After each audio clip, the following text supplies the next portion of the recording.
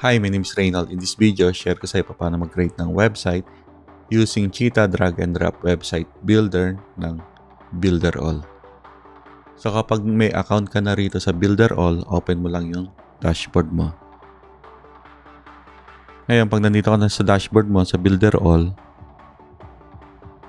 click mo lang itong Cheetah drag and drop website builder. Ma-access mo rin siya dito under apps. Yan, click mo lang yung drop down arrow. Tapos under builders, itong new builder Cheetah drag and drop website builder. So click mo lang yan. Yan. So antayin mo lang siya magbukas. Pag nag-open na siya,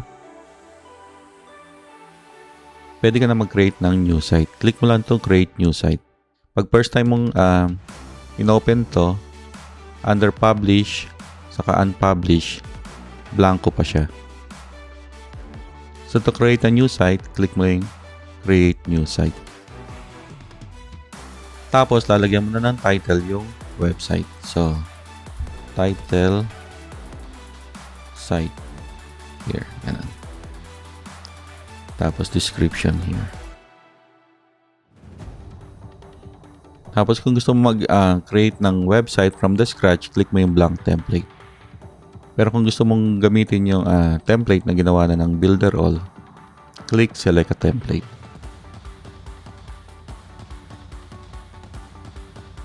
Ngayon, pag click mo nung select a template, ito na yung mga template na ginawa ng Builderall na pwede mong pagpilian. So marami kang selection. No? Scroll down mo lang siya. Kung gusto mong i-preview yung mga template na to,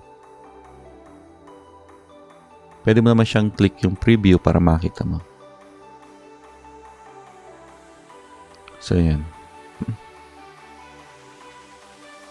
Let's say, gusto mong gumawa ng website para sa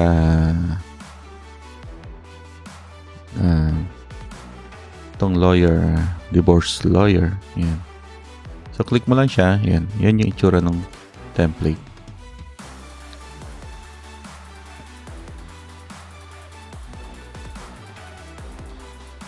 Maraming selection dito, no? So, scroll down mo lang. Depende doon sa website na gusto mong gawin. Let's say itong barbershop website, yan. I-click ko lang to. Select.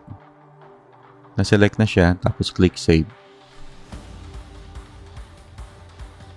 So, itong website na to, may 4 na pages, no? May home page, may about page, may store page, saka may services. Tapos dito sa left hand side ng dashboard, ito yung pinaka-dashboard ng Cheetah. Dito mo naman ma-access yung website overview, site settings, global elements. So itong mga to gagawa na lang natin ng mga separate tutorial. So ngayon mag-edit na tayo ng homepage. For this tutorial, yung homepage lang muna i-open natin. So edit homepage. Ngayon magbubukas na yung editor ng page na to.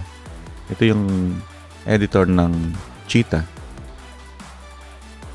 So dito, ito yung pwede kang mag-add ng panels. Ito yung mga panels na available. Yan, pwede mo i-check yan isa-isa. Tapos elements. Under panels, pwede kang mag-add ng blank panels or yung mga pre-made ng panel. So pag kinlik mo yung first fold, ito yung mga pwede mong i-add na panel na under first fold category. Or animated video, yan, na panel, yan. May siya, may video background. So pwede mong i-check ito isa-isa, maraming available na template panel. Or kung gusto mo mag-add ng elements, click mo lang yung elements. So, pwede ka mag-add ng text. Ayan yung mga text na available. Accordion, animated elements, big menu. So, gagawa na lang tayo ng mga separate tutorial para sa mga ito. Pwede ka mag-add ng iframe. Ito yung image. Pwede ka mag-add ng image. So, ito mga to, image to, no? Ito yung logo. Ito. Image din to.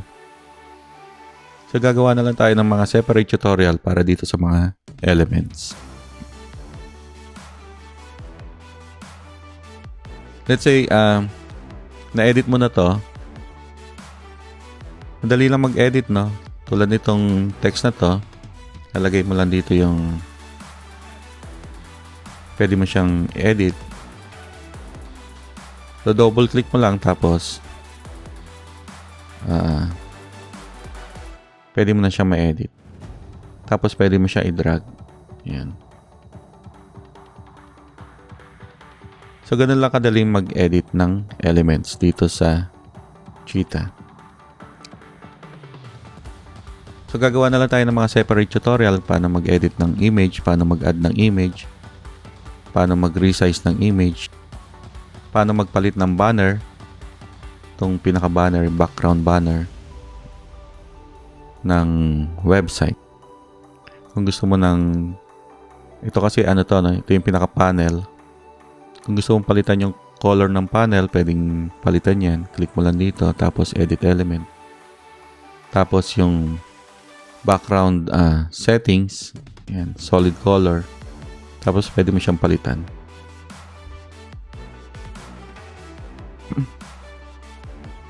Yan.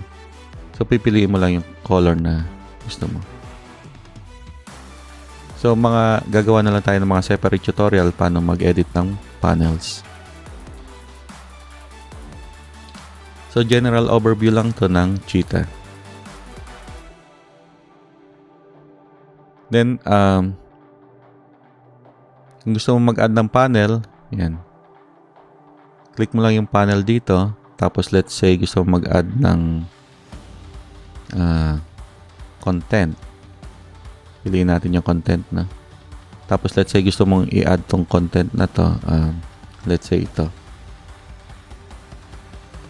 So, i-click mo lang yan. Ay, dalawang beses ko na-click.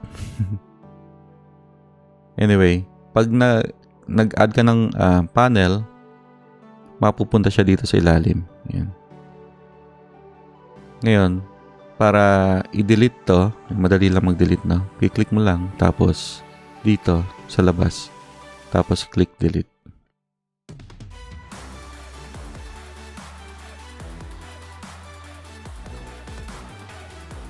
So, gagawa na lang tayo ng mga separate tutorial paano mag-edit ng mga panel.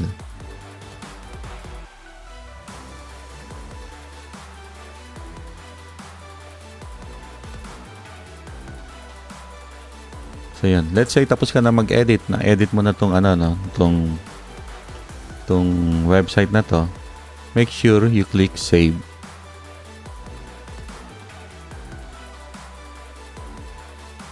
That's fine. Tapos, click close. Ngayon, babalik na tayo dito sa pinaka-dashboard ng Cheetah ng website. Pag nandito ka na, click mo lang yung republish para mag-publish siya. Tapos, para makuha mo yung pinaka-website address ng ginawa mong website, click mo lang itong 3 dots. Tapos, go to the website page. So, ito na yung website na ginawa natin. Yan. Yung image niya nag-scroll. I mean, yung background niya. So, gagawa tayo ng mga tutorial na paano gawin yan. Ito na yung pinaka-website address. So, pwede mo na siyang i-highlight, copy. Ito na yung website address mo. Ngayon, dahil hindi pa tayo nag-connect ng domain, dito sa website na to, ang nakalagay ng domain name is still cheetah.builderall.com. Tapos, ito yung title na nilagay natin kanina. Tapos, ito naman yung email address na ginamit ko nung nag-create ako ng account dito sa Builderall. Anyway, gagawa tayo ng separate tutorial paano mag-connect ng domain name sa Builderall. Sa next tutorial, i-share ko naman sa inyo paano mag-edit ng mga elements sa Cheetah drag and drop website builder.